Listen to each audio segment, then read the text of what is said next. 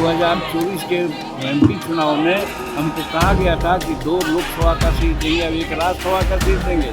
तो उस समय 1 लोकसभा का सीट दिए, 1 चुनाव में जीते।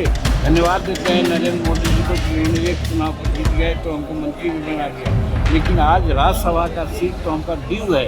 आदरणीय जीतन बाबू मांझी जी अपनी पीड़ा को कई सार्वजनिक मंचों से बयां कर चुके हैं, फिर भी उनका कोई नोटिस वहां नहीं लिया जाता है। आदरणीय मांझी जी का दर्द एक बार फिर से छलका है। पहले तो लोकसभा चुनाव में भी वो ज़्यादा सीट मांग रहे थे, नहीं मिला, 1 ही सीट मिला। फिर विधानसभा चुनाव में ज़्यादा सीट मांग रहे थे, वहाँ भी नहीं मिला।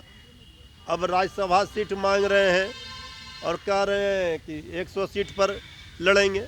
देखिए, आदरणीय मांझी जी दबाव की राजनीति कर रहे हैं या सचमुच में वो हक मांग रहे हैं, ये पता नहीं चलता है।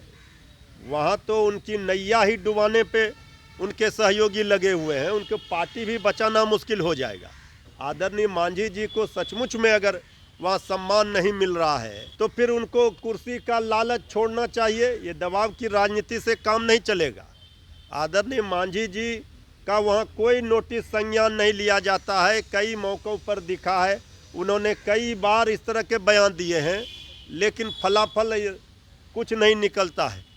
तो आदरणीय मांझी जी को कुर्सी का लालच और मोह छोड़ करके सड़कों पर आंदोलन के लिए आना चाहिए, नहीं तो उनकी पार्टी नहीं बचेगी। क्योंकि वहाँ तो मतलब निकल जाता है तो पहचानती भी नहीं। और जो पार्टियाँ हैं वो तो एक दूसरे को ख़त्म करने में लगी हुई हैं। बीजेपी का तो चरित्र ही रहा है कि सहयोगियों को तोड़कर ख़त्म करो, क्षेत्रीय पार्टियों को ख़त्म करो।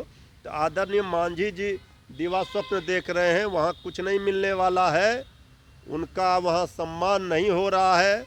उनको कुर्सी का मोह छोड़ना चाहिए, कुर्सी को लात मारना चाहिए। आपको लगता है सर वो मंत्री पद से इस्तीफा देंगे? भाई, हमको क्या लगता नहीं, वो कई बार अपना दर्द बयां किए हैं, लेकिन ठोस वो निष्कर्ष पर नहीं पहुंचते हैं।